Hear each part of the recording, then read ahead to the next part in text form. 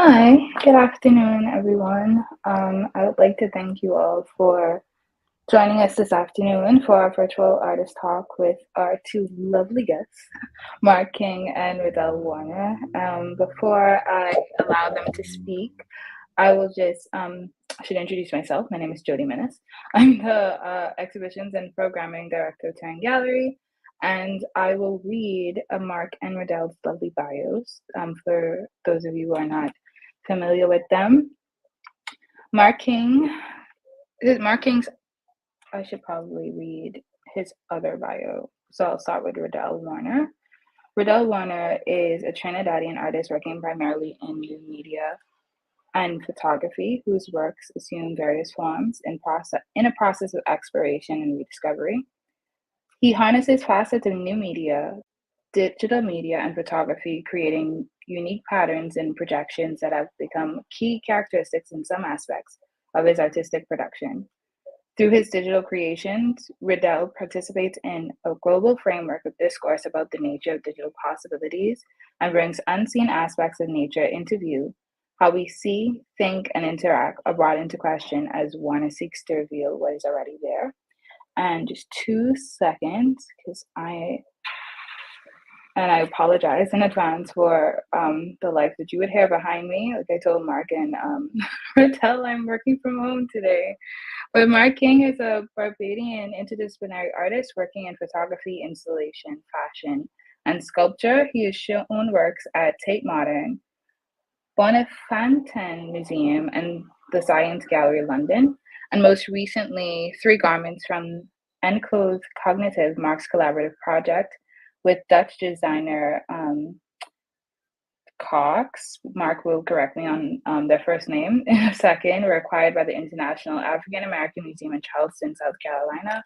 And Mark lives and works in the Bronx, New York. Hi, Mark. Hi, Rodell, once again. Hi, Jody. How's Hi, it Jody. going? Shout out to Brechia Cox. Thank you so much. And Enclosed Cognition is a collaboration. Enclosed Cognition is a collaboration. We are talking to Mark and Rodell this afternoon because they are both exhibiting in our current exhibition, Evidence of Possibility. And Evidence of Possibility is one of those exhibitions that I think we joke about a little bit in the office, is one of those things where we're just glad that we were the gallery to have the exhibition, because you two have known each other for quite some time. And I know that in a link that kind of like, and no pun intended, links the three of us together. You guys would have met because of Caribbean Linked. Would you have met before then? Would you give either one of you give us a little history about where you would have met, where your creative paths would have intersected for the first time? We did meet before Caribbean Linked. I think that we first meet when Mark came to Trinidad for a residency at Alice Yard. I think that might be it, which is probably around 2011, 2012. I'm not sure. I feel like even before. Wait, when did you come to Barbados? Was that 2012, middle of 2012? Okay, so that was right around the time, because I went to Trinidad July 2012 for the Alice Yard residency. Okay. So yeah, we met in the summer of 2012. Yeah. And just for our listeners who may not be familiar with Alice Yard, well, Rodell, can you tell us a little bit about what Alice Yard specifically Yeah. is? So Alice Yard is a sort of informal space, art space in Trinidad that's co-instigated by Sean Leonard, an architect, Trini architect, Christopher Cozier, Nicholas Lachlan. Christopher Cozier is an artist. Nicholas Lachlan is a writer and editor, and um, Kristen Chen, who is a designer in Trinidad. And the space, when did Alicia start? I think it's 2006. And it used to be a physical space in the backyard of a house in Woodbrook, which was the house of, what is the house of Sean Leonard's grandmother, the architect Sean Leonard, his grandmother. And she had a tradition, in the community of like having, like, feeding pianists, like musicians that would um, practice in Woodbrook. So like the yard has a kind of history in their family of being a kind of communal space, and so Sean kind of wanted to continue that tradition by opening the space and making it kind of a communal space, which it had not been for some time. I think a couple of years ago they had to move, and so Alice Jordan has moved from that backyard in Woodbrook to a building in Belmont, which is where I'm from, in Port of Spain, neighborhood in Port of Spain called Belmont. In a building that has two levels, and there are spaces that artists have studios there. There's a fashion house called The Cloth that runs its operations out of there. I know that they do artist residencies, and it's kind of a hub. It's kind of a hub for the Trini art scene. Yeah, that's really, thank you for that history. I appreciate it. Mhm.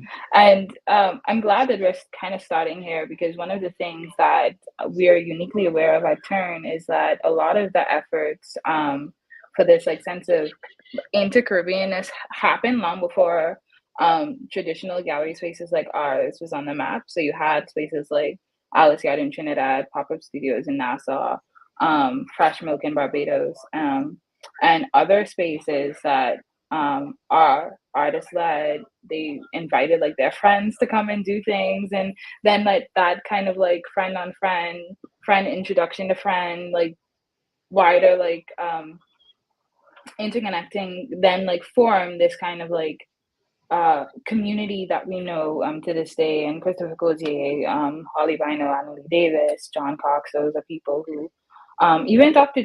Erica James, are people who've been doing this work long before these kind of like formalized spaces Yeah, you're making. came to being. I want to jump in, Judy, to point out that Mark mentioned. Mark was asking when I was in Barbados. I want to point out that I was in Barbados, at the invitation of uh, Barbadian artist Sheena Rose, who came to Trinidad for an Alice Yard residency, and who I was introduced to by Christopher Cozier. And Sheena was like, "I'm doing a residency program at my house. It's called Projects in Space.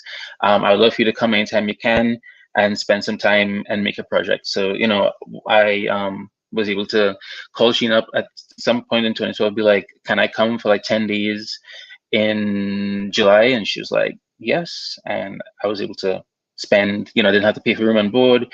Sheena introduced me to her whole networking community there. I got to link with Mark. We got to make something together. Sheena and I got to make some work together. It was like a kind of a really quick 10-day residency. But, it's kind of amazing that an artist is just like kind of opening their house. I mean, it's her family's home that I've stayed in. And yeah, so like you're saying, Julie, just this really informal kind of networks that popped up. Yeah, that's really that feels like very serendipitous. Mark, I know that you have I think maybe out of all of us the most kind of like travel in regards to like heritage and like where you like spend time and all of that. You are a honorary and also definite Bahamian. As much as you are Bayesian, as much as you are also like from the United States, and I know that you have spent some time also in Germany. So, and I told Mark and Rodell that this was going to be quite like a casual and fluid conversation for those who are listening. So, Mark, then, could you tell us more about how being a part of all of these different communities, how you entered into the specific like Caribbean art space, like this world and trajectory. Yeah, I would say I entered when I moved back to Barbados in 2009. So I grew up in Barbados between the ages of 3 and 7.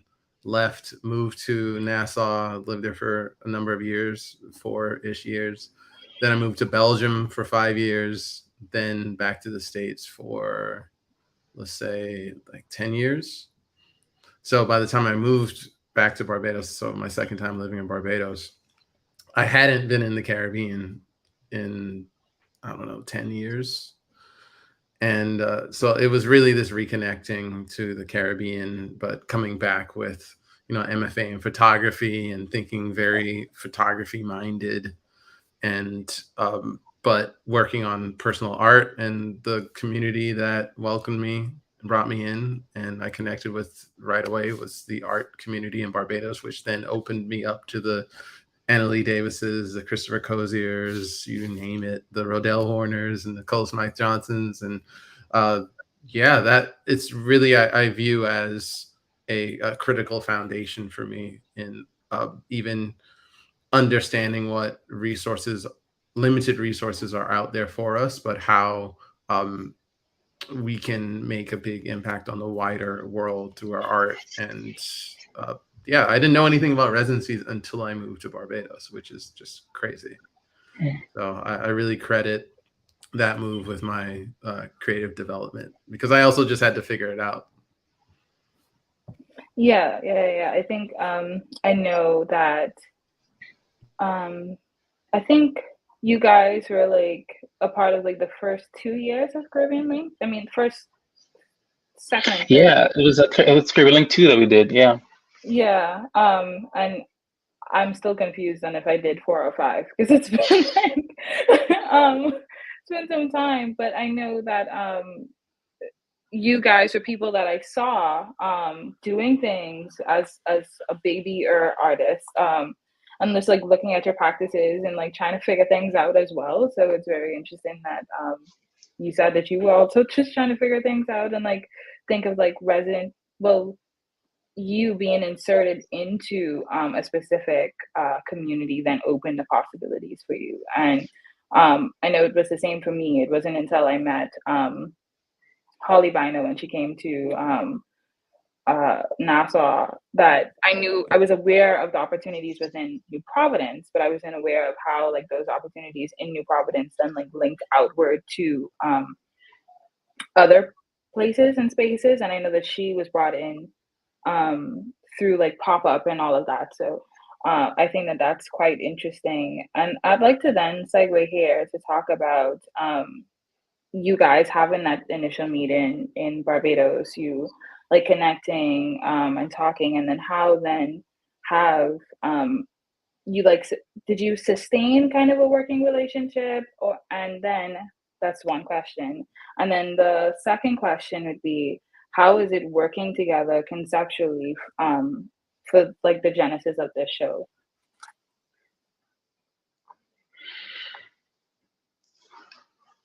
I think I think we might have connected online before meeting in person, or at least I feel like I was able to maybe see what Mark was doing online before meeting in person. But when I met Mark, he was like a hardcore photographer. Like, he's a person who's walking around with a camera around his neck, and he's showing up with like a medium format camera, and he's like the cloth over his head, and he's like shooting Polaroids, and knows a lot about all his different processes, and is setting up photo shoots, and is like making very like formal portraits.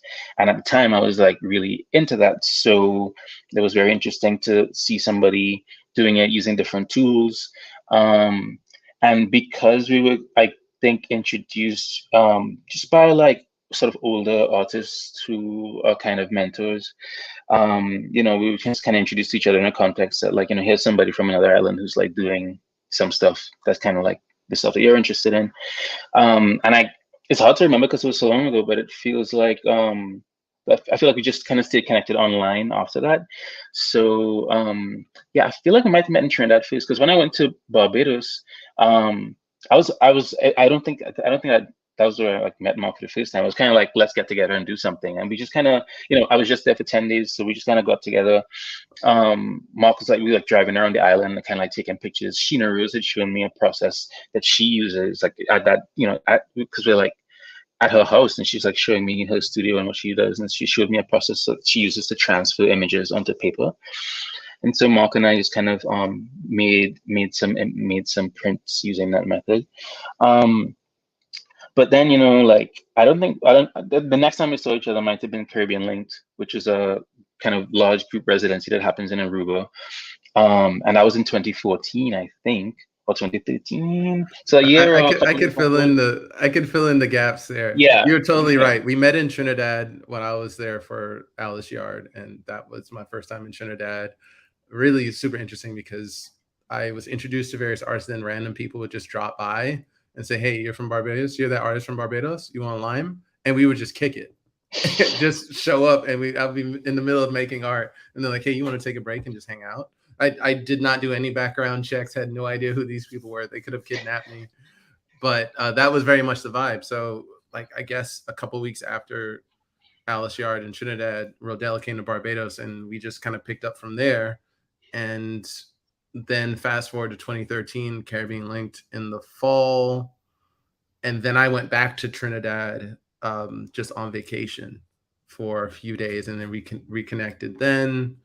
And then I think the rest after that was just really the internet and following each other's work, I would say, until I saw him in New York In a few years later. 2020, yeah, like 2019. That was before the pandemic. 20, Oh, yeah, no, you might be it right. was It was early 20, cold. like January 2020. Yeah, Yeah, you're right. Yeah, right before the pandemic. That's crazy. Yeah, so you guys did Korean Link too. I just did my Google so I could, have my have my facts straight. So that's pretty awesome. And I I talked to Holly about that project, and I think you guys are like the living manifestation for what they foresee that being, like people who may have known each other beforehand, getting an opportunity to like exist in a place together and then continue those relationships on afterwards. So I think that, they would be proud of that. So it's really awesome to hear. But I'm also really interested in this idea that like how technology, the internet, social media is making the Caribbean small, and then also how now, and I'm just thinking about that in relation to both of your practices, because though Mark, and I didn't know that you had an MFA in photography, Mark. I should have asked you about that, but that makes a lot of everything make sense now in regards to like thinking about like your practice. But yeah, I wondered if you would talk to me. I think I'll start with Rodell, because in the walkthrough that Amanda did, she would have said that you're like you found your way through these mediums, through these softwares, and then like that then like built into what we see as these gifts, these terrariums and stuff now. So would you can you talk to us a little bit about like your interest in technology, how you use social media in your practice, in regards to like resource finding and so on? Yeah. So yeah. So shortly after I like started using social media at all, like I think when I was in like my early 20s, it's also around the time I started making art, started kind of meeting artists in Trinidad and kind of getting connected. It was around the same time that like Arc Magazine was forming, being formed by Holly Bino and Nadia Huggins. It was around the same time that Alice Yard was kind of, they were actively like connecting people who, Chris Cozy especially, who he had just met through his travels to different islands and stuff. And at that moment kind of met like, just kind of seemed like all at one time, just met the entire Caribbean online, and everybody's just connected on Facebook, and then later on Instagram. Around that time, I was like, getting to see the works of lots of artists online, especially like local and regional artists, and I kind of learned that when I get really jealous of, sometimes I get really, really jealous of particular artists, and I realize, oh, when I'm jealous, I just like that. I just like what they do. And so like social media kind of became this way to like kind of see what a lot of people are doing, see all the different ways that people around me are making art, and kind of getting a sense of what I would like to explore just based on how jealous I was of their like profiles or whatever. Um, and at the time, I was really into stenciling images onto T-shirts, like cutting out stencils, which is a kind of subset of like graffiti street art culture. And I used to buy stock images to work on my stencils, and in order to like spend less money on stock photos, like I got a camera. And I kind of like accidentally fell in love with photography. I was like, this is so cool. I love taking pictures. When I got hired to work at an ad agency in Port of Spain, they kind of hired me as like a part-time photographer. So I would just like my photography skills just kind of like got put to use, and I got so much experience and learned about lighting and stuff like that. And in order to manipulate those images and stuff, I started using Photoshop a lot and using Illustrator a lot. And so I kind of learned those elements of the Adobe Creative Suite, which are really powerful tools if you know how to use them. And some video editing, because I'm working at an ad agency. At one point, around that time, like maybe around 2009 or so, I started making photography projects, using the camera pretty heavily. But after a while, like my mentors that these people who kind of like, push me to show my work and share my work and apply for residencies and look at new things online and stuff like that. I felt like they were getting a little too a little too hands-on on what I was doing. I wanted to really just do stuff that they didn't feel as connected to or as authoritative in.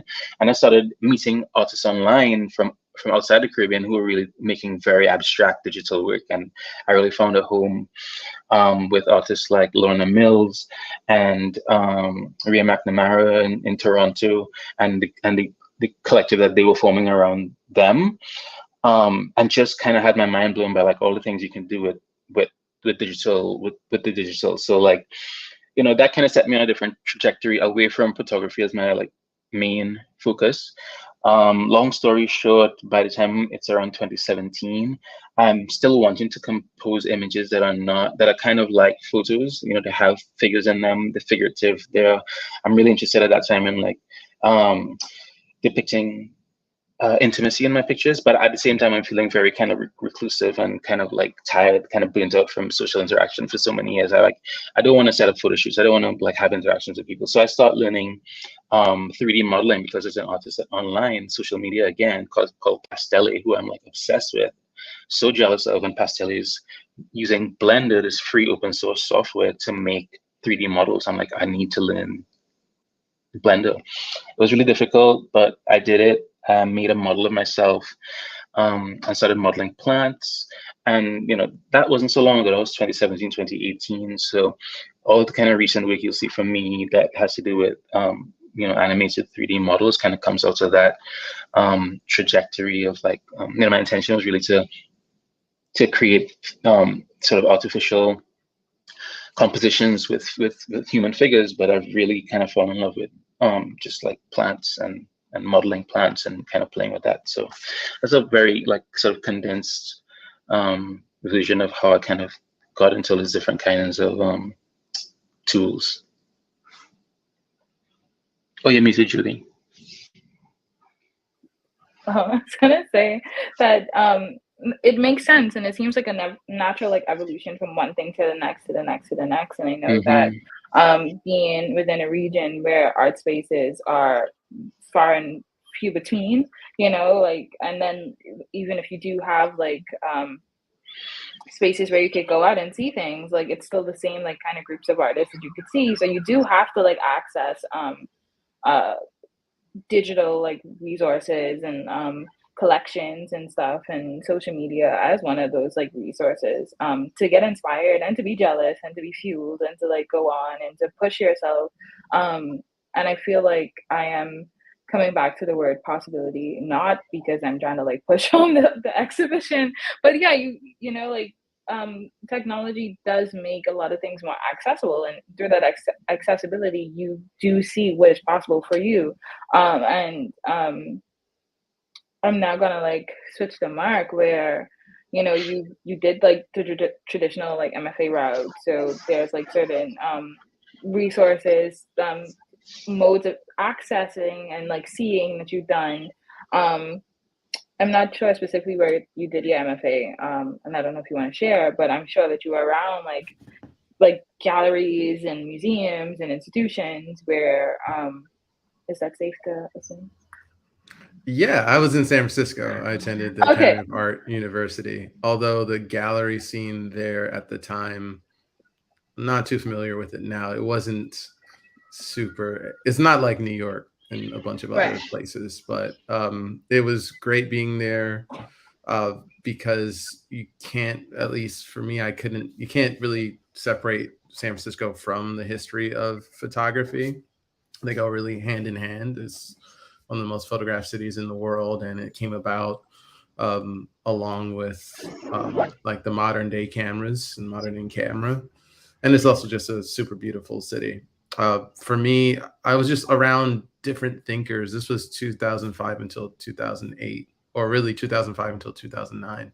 I was in the program from '05 to '08, and I worked a bit after the program. And what I really credit San Francisco with imparting on me is I was just able to geek out with people from different backgrounds, interested in different stuff, and that kind of planted the seed in me that, oh, your interests can be wide ranging and you can explore these interests in creative ways. So by the time I ended up in Barbados, and I found this really supportive community, this Caribbean art community. Over time, I realized, oh, I can just keep pushing the work to incorporate these ideas and these interests. Oh, it doesn't fit photography for this topic, do something else. And that connected with my other explorations pre grad school. I did like surface design and had a presentation of clothes in college at Howard University and made clothes for my friends in school. Um, I worked in magazines, so I've always just been doing art, and photography, and creative projects just all over the map.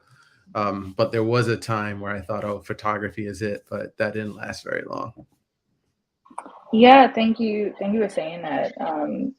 Because I often have conversations with, like, I just did 2 studio visits today with 2 younger artists, and I was looking at what they were making, and I was like, wow, I know that you won't be making like the same work in the next like 2 3 years, and I think it's really inspiring to hear from persons who've been like thinking. So I'm glad that you used that word, that you've been around a lot of thinkers, because it seems like the two of you are around persons who think critically, who push like this the discourse with you guys, that like allow you to enter your own practices in different ways. And then when you do that, you then like become less attached to the material and more attached to the idea and the concept. And I think that that is inherently rooted in a design principle. How do we then like have the most effective, most succinct, and most I wouldn't say accessible, because accessibility and design is not always doesn't always go hand in hand. But how do we have like the most effective mode of this idea? And I know we'll get into the work in the exhibition in a minute, because I want to make sure that we have some visual aid to do that. So I guess my next question would be, and this is, if you could build, I'm just asking this because, you know, I don't know who may be listening, but what would you build either in like Trinidad or Barbados, infrastructure wise, to assist young creatives who would have had the same kind of thought processes and like who same kind of curiosities like you, that doesn't exist now, but you know that if you had that as a young creative, it would have been beneficial to you. Oh, I'm definitely thinking. I'm thinking of something that I did have at a very crucial moment that we had, which was Arc magazine. So there was this magazine that was, I believe that Holly, I know, I'm not sure if this is the only funding that they had, but I'm pretty sure that part of the story is that her dad passed away. She inherited some money and used that to publish this magazine, which um, had all of these amazing photos of work from artists from all over the Caribbean, and that was distributed physically all over the Caribbean, and it had an online presence that was beyond the magazine and what was in there, that kind of like created a life for people online, like for artists online. So when you made a new work, they're basically curators who are paying attention to what's happening on all these different islands. And when you make something, if you're in touch with them, if they're interested, if they're paying attention, they might ask you to, can we publish this on the site? Can we write? They're engaging writers in all these different islands to like tell, to produce content to share with the rest of the Caribbean about what's happening in the place that they live. What I feel I get a sense from a few artists that I know in Trinidad, younger artists, is like, I'm not sure that there are outlets that they feel they have like sufficient access to like share their work. So everybody can share their work online, but there's a way that the kind of like mentorship, curatorship, and there's also like funding to like put information in all the interesting like right places, and also to like share with a broader audience. I feel like that's something that might be missing right now. Yeah, we have social media, but there was something special that was happening when there were these people kind of curators and publishers who were engaging all of these artists, kind of weaving this community together more tightly. Yeah, definitely. Mark? Yeah, I think that's an excellent point. Just contextualizing the work and adding scholarship was crucial. That was great about ARC, and I was on that website constantly. I have a couple copies in the bookcase right now. I would pair that with studio space, and I love what's happening in Nassau with Ice Studios. And what I've benefited from through Caribbean Linked, Alice Yard, Fresh Milk, of course, having the studio space and the opportunity to exhibit in some of these spaces was just crucial to me. And visiting Nassau last month, going to the open studios and seeing the artists working in their studios and presenting in the gallery, that is something that, paired with a residency, say an international residency that welcomes artists from the Caribbean and around the world, and from the actual island, the home island, I think would be fantastic. If I had a few $1,000,000 to spare, that's one of the places I would put it, because making work in your room or in a corner of your bedroom is cool and all, but when you have a space that you can really stretch out in, and you can invite people into, and you can visit other artists' spaces, that is a game changer. Yeah, definitely. I know for me, I came in at the like tail end of ARC. So I tried to like eat up as much of the um like the essays that I could read, and actually like reading essays about Caribbean work in that way helped to inform how I crafted language as like a young writer, and that was like the only resource at the time that was accessible because it was digital, um, for me to like engage with practices of people from around the Caribbean. And I know, for example, I would have benefited from pop-up studios that did exactly what you said, Mark, which allowed young artists like me. It was run by John Cox and a few other persons, but it allowed young Bahamian artists to have studio spaces next to like a Deborah Anzinger, who did a residency there, and she did a show with Heino Schmidt twice, and I got to see both iterations, and persons like Holly, Nadia Huddins came as well, and there's so much more people that I'm leaving off this list, but I think what's happening now is that you had this like very beautiful artist-led like community and like transference and like filling in of the gaps, and then like everybody who was running it very well did like evolve into other things as they should, and now it's like leaving a void where I'm guessing my generation of artists and practitioners now have to fill in that space. So thank both of you for like that just reminder that like if we want to see things continue, we have to like play a role in it, and we have to like, if someone passes the baton, or even if they just like put it down, like it's still like our job to like pick it back up and like keep these things running, the same things to like help feed us, to continue to feed the community at large. And with that being said, we will go into why people actually came to this talk. But we're going to talk about this show. So I would like to start with the basis of the show. At Turn, our mandate is to um, work with artists from the Bahamas and work with artists from the region. And this exhibition, Evidence of Possibility, is our first exhibition where we have two artists from the region in conversation, which I think is so important, because it allows us, like I said, to see like the difference of practices. And Mark and Rodell, your practices are so beautiful and so different from what we see in our community. So I'd like to start with the number you would, let me just get this name right from Mark, the number you would get if you counted forever, the stork and the radio transmitter, which I think I freaked out the first time that you pulled it out of the first time you pulled it out to like unwrap and show us.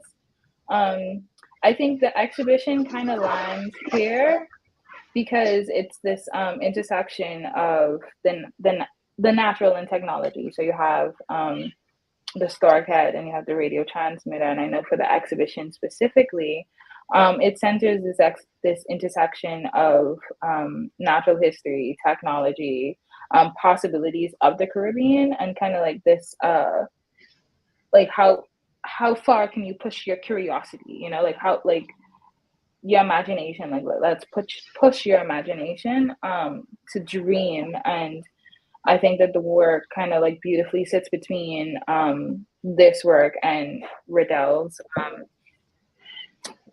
aluminum prints that we'll get into in a minute. But Mark, could you tell us more about this ceramic sculpture? Sure.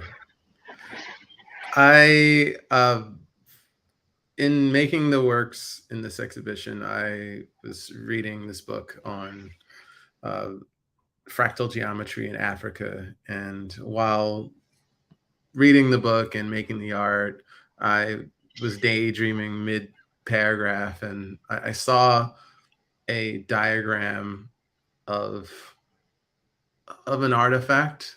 I think it was a Central African artifact that resembled a spear, and the diagram was just showing how the artifact um, demonstrated a scaling fractal, and that made me think of the story of the German storks that I had heard a couple of years ago. Essentially, the story goes that about 200 years ago, a German hunter in Bavaria shot down a white stork that was in flight, went to collect the body, and noticed that there was a meter long spear through its neck and freaked out, had no idea what was going on, reached out to a few people, and they did some investigating and came to the conclusion that, oh, this stork was just in Africa.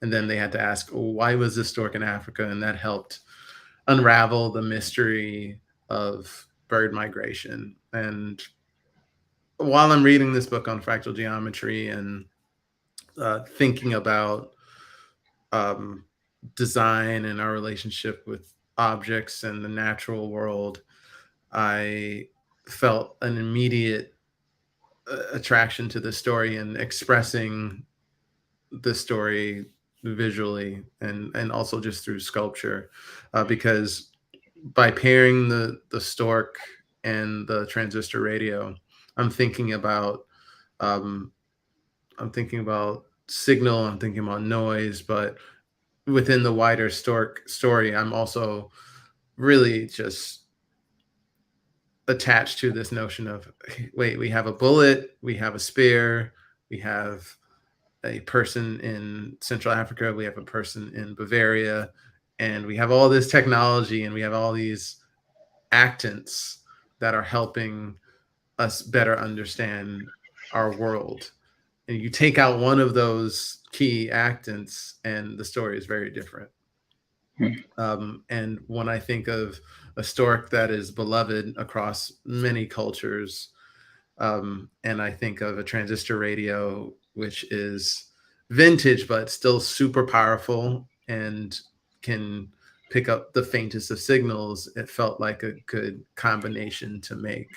And these are cast objects. So I bought a taxidermied stork head off of eBay from an independent seller somewhere in Germany.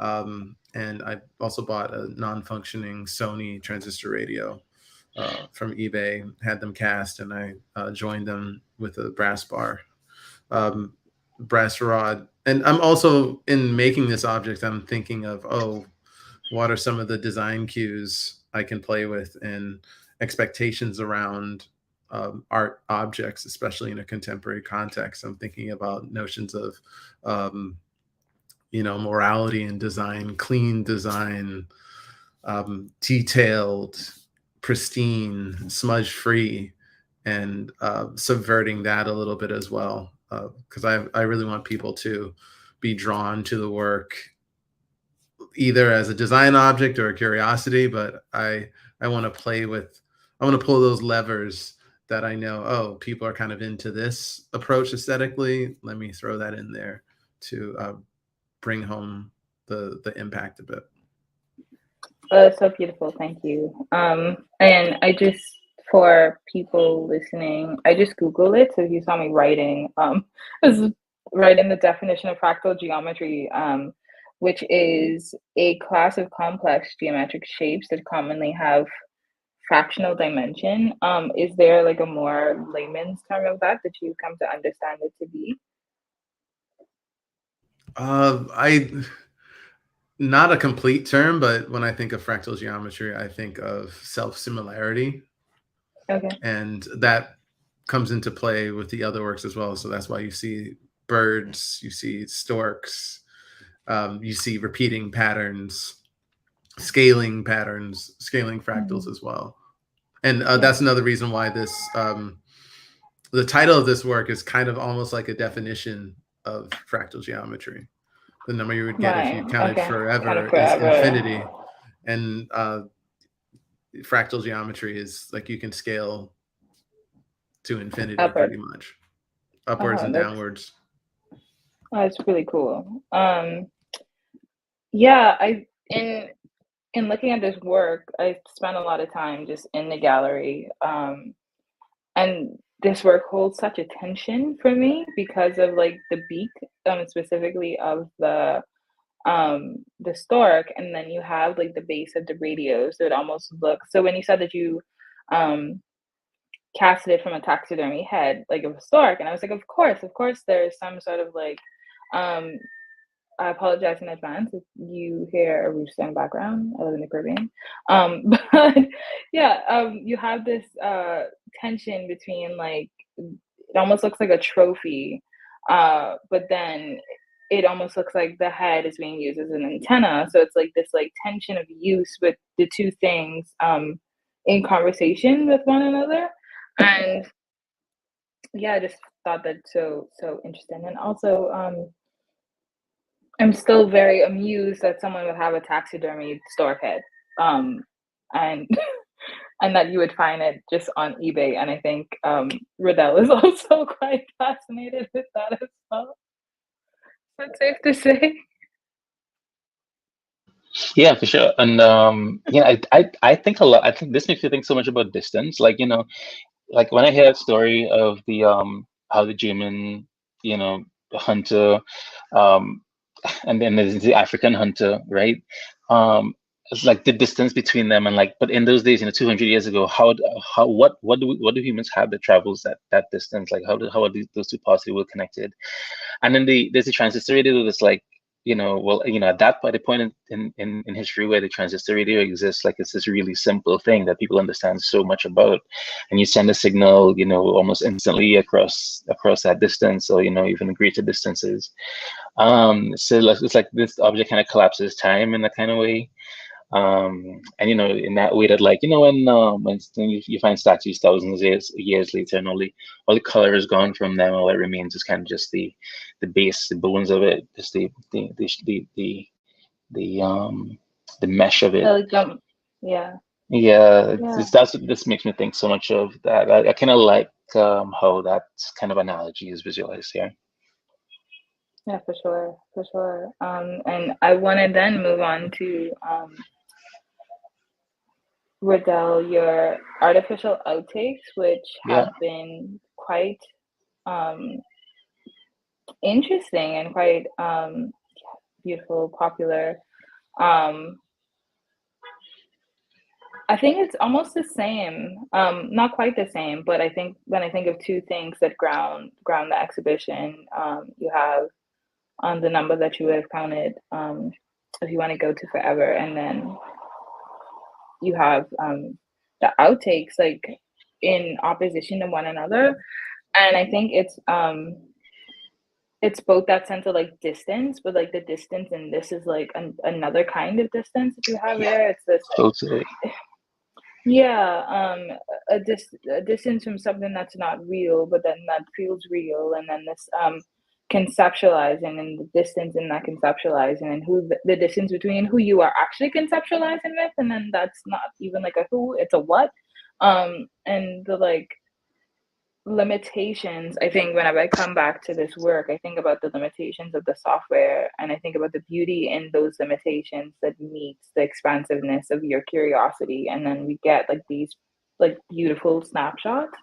So can you talk to us about um this work, these very beautiful Yeah, portraits? yeah. In this discussion of like distance, I was talking just now about wanting to organize, create images that are composition, wanting in 2017 to create images that are compositions that are depicting intimacy, but not wanting to actually do the intimate thing of organizing a photo shoot, like wanting to be able to do this virtually with, modeling. Maybe I could model my friends, maybe I can, and then if I have these models of myself and people that I know, maybe I can have these models, these virtual versions of us do things in these photos that we wouldn't be comfortable doing in real life, or that wouldn't be possible for us to do in real life. And then also, but here with these images which are AI generated, that process, I also mentioned having, the steep learning curve of learning Blender, learning this like 3D modeling software, and how like difficult that was, and how many years it took to actually get to the point where I can produce that work in the way I wanted to. And this, just a few years later, like all of a sudden, you don't even need to know how to make, 3D models. If you want to generate an image of a human being, that you don't, that's not a photograph of a human being. You just type in what you want to see, and technology is such that it can be visualized for you. Um, so I think about that distance.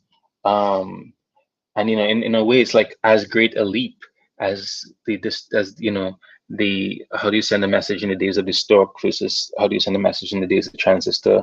It was just like 5 years ago. It was like, how do you produce an image of a human being that's not a human being? And it goes from the situation where it takes years of study and practice to one where you just need to say what you want, just speak it. um he talked about the limitations, and so this I was gonna project for say, me, let me hear. oh, sorry, I was gonna say, could you take us to like the conceptual genesis of it, and Yeah, then we could like, yeah. yeah. So, this is called Artificial Archive. This series is part of this archive I'm building. That's I'm calling the Artificial Archive, and it follows from an earlier work that I started in 2019 called Augmented Archive. And in 2019, so right now I'm based in Austin, Texas, and I was very concerned when we moved away from the Caribbean. Even though it's not a permanent move, I was very concerned about losing touch with the community, all the people that I know and kind of I'm in community with in the Caribbean. I think of artworks as making art. I think of making art as a way of generating a conversation, right?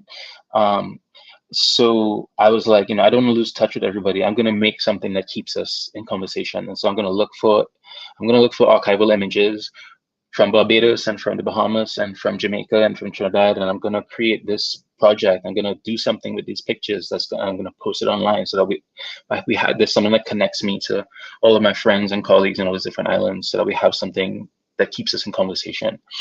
When I tried looking for those images, a lot of what I found, surprisingly, were just images of people working in fields. Like, I learned that 150 years ago, 200 years ago, and interestingly, the same time period of this like story about the stock. When pictures of Caribbean people were being made, it wasn't Caribbean people making the pictures. It was kind of like colonial settlers making these pictures, because they're the people who had the means, they're the people who had cameras. And so they're photographing the people who are, living in the Caribbean, the people who like forcibly brought, enslaved from Africa, like, indentured laborers from Asia, from India particularly. And these people are kind of photographed through the lens, like literally through the lenses of these colonizers in the colonial project. And so there's all of this intimacy that must have existed in their lives. Who did they love, what did they like to do, what did they think about? None of this exists in the archive. This is all absent from the archive. So when I look for pictures of Caribbean people from that time period online, that doesn't exist. And so in my augmented archive project, what I was interested in doing was making a kind of digital intervention in those pictures that kind of go to what we call the hidden interiority of these subjects. And my wife, Nicole Smythe Johnson, she, we talk a lot. And, like, our interaction since we met in like 2012 has been very much about like talking about art, talking about pictures. And often when I work now, she helps me, articulate. She's an art historian. The reason we're here in Austin is because she's getting her PhD in art history, and she's working on a particular painter called John Dunkley from Jamaica. But we talk a lot about these works, and I'm able, from our conversations, to kind of articulate things that I wouldn't have been able to before, on my own. So when I'm working on, when last year, when it became possible, when text to image AI models became publicly available and freely available, I was interested in how I could fill the gaps that I found in the archive. How could I produce images that look like they might have been taken by these people if they were able to take their own pictures? What did they, surely they enjoyed the rivers, right? So what did it look like when they were by the river? What did it look like at the origins of Carnival? Like, what did it look like when they were all gathered for a meal? All these things you can't see in the actual existing archive. So the artificial archive is an imaginative practice, an imaginative exercise, in which I also imagine, and this is because if you're doing imagination, we can just imagine, right? So I want to know what these people might have looked like if they were the beneficiaries of those hundreds of years of labor. Like, if all of that energy that was dug out of the ground and grown out of the places that we are from, if those products were not exported, if the people that made that work benefited from that work, what would they look like? What would their art practices have looked like? What would their clothes or their bodies, what kind of traditions would they have had? So if my exercise is to like imagine the missing parts of the archive, it's vast, like it's unimaginably vast. And so I'm just, as time goes on, imagining this archive.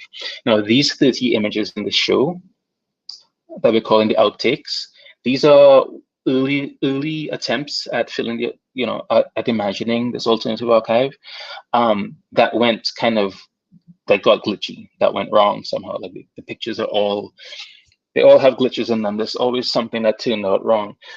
And you mentioned those limitations of the software. So the limitations of the software come from, Stable Diffusion, which is the AI text to image model I'm using, not knowing exactly what I'm asking it for. So if I ask it to make two men jumping off of a cliff into the sea below, it doesn't know very well how to make jumping men or jumping Caribbean men or jumping Black men. There's like gaps in that archive, in the data set that it's trained on doesn't include enough information for it to do this properly. So it gives you its best estimate. It gives you this glitchy version. Somebody has an extra hand. Somebody's totally missing from the picture that I asked it to create. So yeah, that's kind of this short version of how we got to what these pictures are. That's beautiful. And I also so before I go on, ask your permission.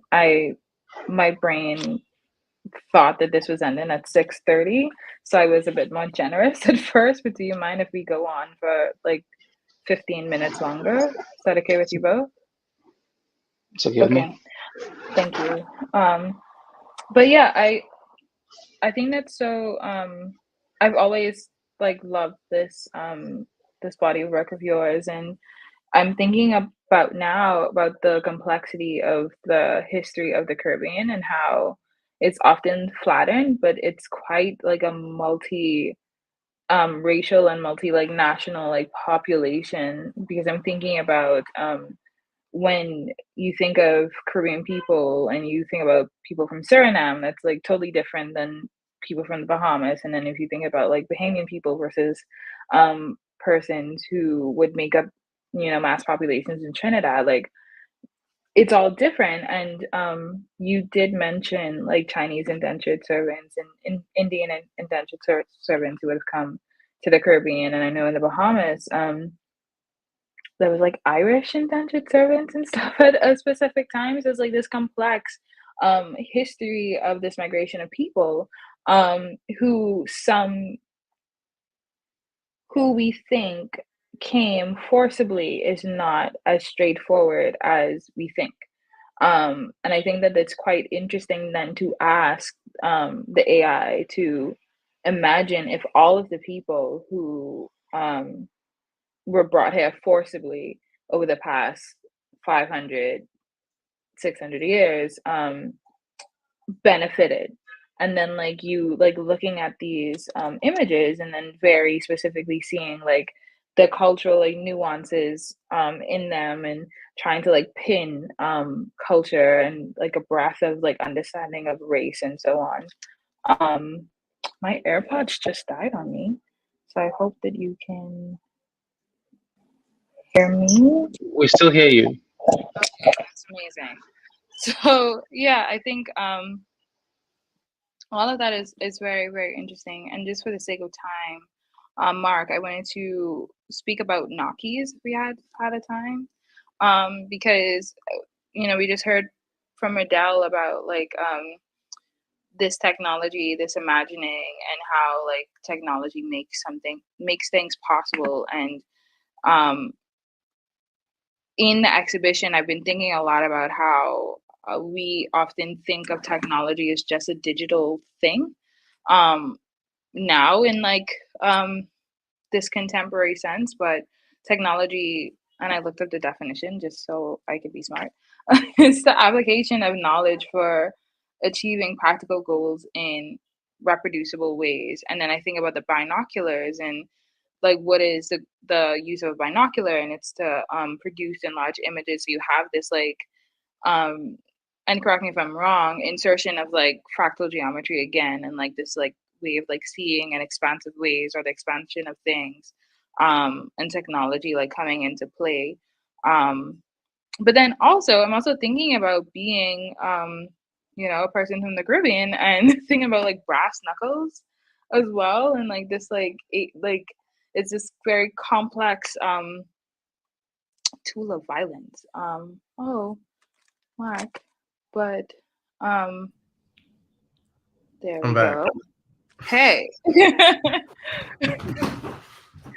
But yeah, can you talk to us about Nokis, and let me know if I was on the right pathway with that. Yeah, yeah, totally. And I'm also thinking about it in terms of the relationship that we have with technology and objects, and extending cognition, being able to see further than you can with your own eyes, and what you choose to focus on. I even think about how it relates to uh, Rodell's outtakes and the use of, as somebody who's played around with text to image AI generation, generative AI, like what you use can really let you know like what kind of result you'll get to some certain extent. So when I learned that he used stable diffusion in an earlier version, if I'm correct, of stable diffusion, I know that it's anything but stable. So that adds to the overall concept for me in a very brilliant way in these pieces, because it's, oh, of course it's not going to give you something that is perfect or is really going to fully trick you, and that's part of the point, because it's this imagined future and imagined past that couldn't have happened even if you tried to fake it. And I'm sure, especially after seeing his most recent text to image generative works, like they're super beautiful and very um, passing. But when it comes to the binoculars, I'm also thinking about it like a wearable object. In my works, I'm very curious about, well, what if you put this on someone or yourself and walk down the street? Like, I honestly didn't think brass knuckles at first. I thought just four finger ring, which is very hip hop to me. And I thought, well, what would be really cool is if these binoculars that I'm really putting literally on a pedestal in the show, I can put on my hand or put on someone's hand and they can walk down the street with it. And it's not actually functioning as the binoculars, the object that it represents, but is functioning as this very delicate, beautiful piece that has a new canvas or Yeah. has a new platform or pedestal, moving pedestal. Yeah, I think it's I'm also very thrilled by the fact that you used clay for all of these works. Like I think like um the stripping, the intentional like design cues of it all makes me very excited about them. And then they do feel wearable. They do feel like I could go down the street with that on my hand. Just, and even a harvest, which is the necklace version of the binoculars. It feels more like a necklace rather than with like a beautiful pendant rather than this work that I will use to then, see through. And then I'm also thinking now then about like this, yeah, the undercurrent of imagination. So I think that then will bring me into um I'll save that question because I want Rodell to talk about the terrariums for a second. But just for you to chew on now, I would like to ask you to kind of like end my questioning of the necessity of imagination. Like, how would you then like speak about the importance of your imagination, and then how do you preserve your imagination? But pinning that, Rodell, Terrarias, because these ones, they're a bit more colorful, just for the lack of a better observation, because I'm used to seeing the black and white terrarium. But could you talk to us about these works? Yeah, so um, so like I said before, around 2017, I started making 3D models. And my intention initially was to make 3D models of humans. And when I would also make 3D models of plants and other objects to put in the environments that I was kind of casting these humans in. And just like when I, got a camera so that I wouldn't have to spend as much on stock photography for my stencils, I kind of accidentally fell in love with photography. Well, I kind of accidentally fell in love with these like models of plants. Like, I ended up kind of focusing more on the plants and on the people.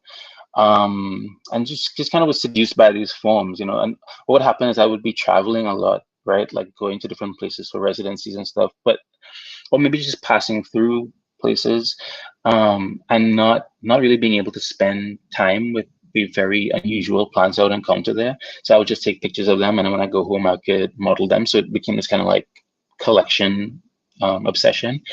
Um, Now I talk about how art for me functions in my life as like a way of like connecting to people, right? Like connecting to communities. So like the way that my augmented archive was meant to deliberately connect me to everybody in the Caribbean, that keep me connected. What I found around the year 2020, early 2021, when the NFT boom was happening. And I was interacting with a new community online of like NFT collectors from all over the world, like people who are into digital art. Um, they did not really relate. A lot of people, because they're from all over the world and they don't know anything about the Caribbean. A lot of my work that was about the Caribbean or kind of intended to connect me to the Caribbean audience, like my community in the Caribbean, they didn't really relate to, but they did relate to these images of plants. There's this kind of like common ground that we found, and because I was interested in interacting with that community, I spent more time developing this work. So I would make models of plants, and you know, encase them in these sort of virtual glass objects, and these began as like animated objects. So we printed stills like this, for example. But then the video prints, the first objects that you showed with the acrylic frames, those are animated. Those are video works that are encased in acrylic frames. My first series of terrariums was 30 terrariums that I made between 2020 and 2021, that I minted NFTs for, and that I made prints of. When I wanted to do something new with that project, I mean, after making 30 of them, I mean, I don't think I'd ever made a series of anything. It's really labor intensive. Like all of these are drawn by hand. Every leaf is drawn by hand in virtual space. I use a mouse, so it takes me a very long time. So after making 30 of these over the course of like a year and a half, 2 years, I really wanted to do something else. And it was a real challenge to take these into a space of color, because I've become really obsessed with all these kind of like tonalities, all these kind of gradations of gray, and how that interacts with the glass and the background and the color of the plants. And I'd really got into that world, like my head was really in that space. So I was like, could I bring this into color? Am I able to do it? And so that was the kind of exploration. I've only made 7 of them in that series so far. It's harder for me to do them in color. It's also just really, really labor intensive work. And I've taken on other projects since, so I don't have as much time to dedicate to terrariums. But the 5 of the 7 that I've made in this new series, we have included in this exhibition in the form of video prints. So you get a 10-inch, I forget the actual dimensions, but the long end is like 10-inch infinite object display. Yeah, I'm wondering what else I can tell you about those. So they're all plans that I've encountered in real life. They kind of tell a story of like, you know, travel and like wanting to remain connected to a place, wanting to, you know, not really wanting to leave. So this plant, for example, this is actually a plant that we have at our house here at our apartment here in Austin. I don't know the real name of it. I've heard it described as a wandering something. It's a creeper. It grows, sends out roots, sends out shoots, and tries to like find new spaces. And yeah, this project is so much about form for me. It's so much about like, how can I take this form of this plant and like encase it in a way that makes it interesting. I wish you could see it animated, because it's very much about the interaction of the model and the glass, because there's a little refraction that happens and reflection, and so the texture of the glass vessel. So I've also become really interested in kind of like glass blowing. I haven't done any of it, but I'm like kind of obsessed with looking at glass blowing videos and stuff online now, because I've been like crafting this digital glass. This project has, you know, so for me, like, you know, creating an artwork is really generating a conversation. A lot of what comes up in conversations about these works is like sort of things that are memorialized, the way that things may be endangered, the way that, like, for example, you might find a 90 million year old mosquito trapped in amber, or the way that organisms are sometimes preserved in transparent materials like formaldehyde, or like, you know, in glass cases. And, you know, like I mentioned before, talking to Nicole, who is an art historian, always kind of brings a new perspective to what I'm thinking. So just yesterday we were talking about this dimension of these works, this kind of preservationist dimension, and she was pointing to all the ways that like um, museum practices of preserving bodies um, could be problematic, you know. So these are all the kinds of things that come up when we talk about these works. Um, Yeah. yeah, some of these plants are endangered. Um, the first 5 editions of these, when I sold NFTs for them, it took 10% of that of those sales and um, funneled it into organizations that plant trees or in some way work to restore the environment. So you know, think a lot about the environment with these works. But yeah, so it's a project that's developing still. Yeah, thank you. If you would like to see the gifts in motion, my wonderful colleague Ramel, who is behind the scenes, oh, Oh, here we he's go. amazing. Look at that. Thank you, Ramel. Yeah, so yeah, Ramel is amazing. But yeah, you get to see them in motion here now, and they're really beautiful objects because the infinite objects are crystal as well. So it's like this thick crystal glass, then you have like this like orb terrarium like moving within it, and it's quite a beautiful object to have. So thank you Rodell, and thank you Mark, both for your generosity. But I still want like an answer to that question, like how do you, and I'm going to start with Mark. How do you um how do you like, what is the value of imagination to you, and then how do you preserve your imagination? Yeah, I mean, I rely on my imagination quite a bit.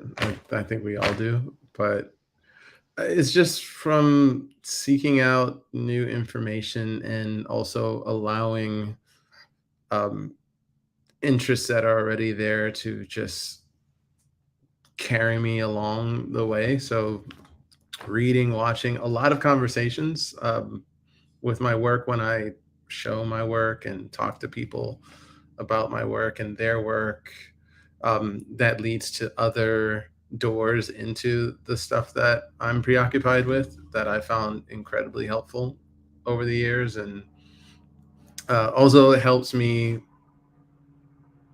just create my own myth about the art making. If I say, oh, well, somebody brought this up and I've been thinking about this, maybe I should do this thing and just see where it goes.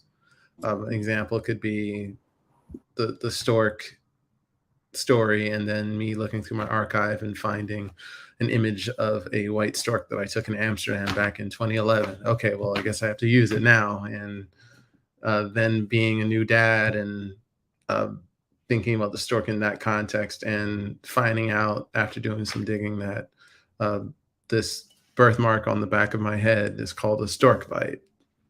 And you just kind of go maktub and go with it. But yeah, that's how I've really cultivated my curiosity. Just follow the stuff I'm naturally interested in, have conversations with people, um, kind of make these super loose connections, mix things up, and just see where it goes. Especially since I find myself working through and with different mediums. That means that those are different opportunities for me to talk to people who might be fashion academics or scientists, visual artists, musicians, and just have this rhizomatic experience of some of these topics that are interesting to me. Thank you. And Rodell, if you don't mind. Yeah, so you know, imagination.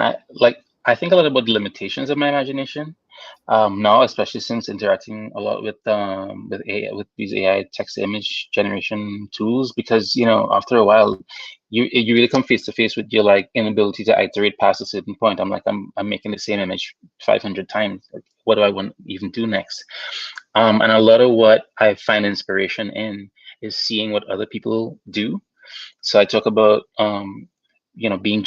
finding myself jealous of what other people are doing, and then realizing that's a cue that lets me know I want to do that. So like I was saying before, like Mark and I met when we both, I think, self-identified as photographers, kind of strictly as photographers. And so I'm looking at Mark's work online as somebody who I define as a photographer, but then he's doing something that isn't photography, and I'm a little jealous of that. Or I kind of realize, oh, you can do that.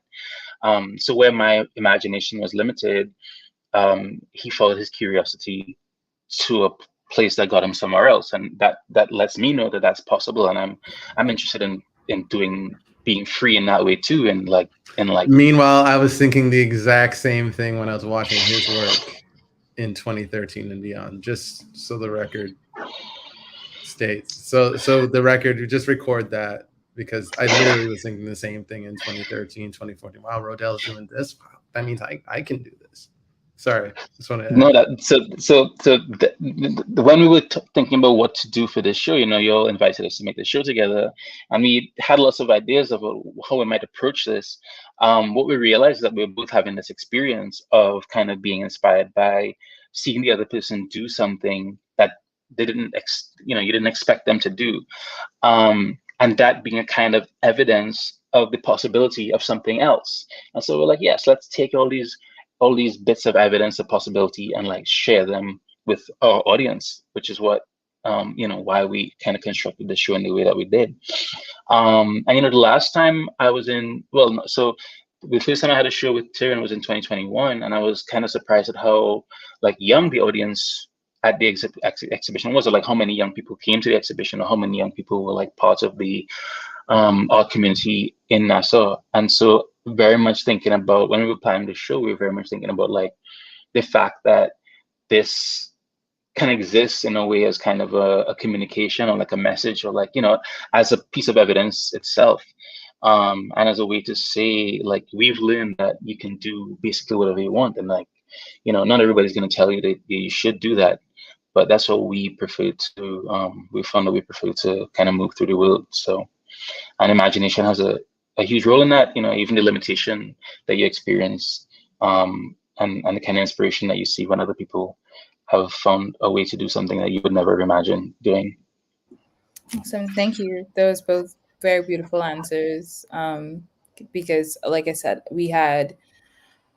I think the day after the opening, we had a school group come in from the University of the Bahamas, and their professor, Heino Schmid, told them, yeah, even though this is a painting class that we're in, this work is still work that you could learn from. This is still work that you could produce. Well, the kind of work that you could produce, even though we're talking about painting. Ramel is about to do a school tour with some high school students. I think it's like tomorrow, and then they're coming in and they're seeing this work, and they're also like now being like refreshed about like this, the possibilities of the way that they can create. So thank you both for your generosity in this conversation. Thank you for flowing through it with me. I greatly appreciate that. If you have any, I'm checking the chat now and I don't see any questions, but I will leave like 2 seconds before I say good night. And no one's typing, so I will say good night. Thank you. Thank you, Mark. Jody. Thanks, Jody. Thanks, Rodell. Yeah, Thanks, thank you. I want to say a long thank you. Like, thank you for your work in this show. I feel like we've said that like a million times, but no, thank you both like for your work in the show, and thank you for your time, and thank you for your investments. Like, we thoroughly and deeply do appreciate it. It's our honor to have it. So yeah, thank you. And thank you all for tuning in. You've been a great audience. So we're gonna say bye now. everybody. Bye.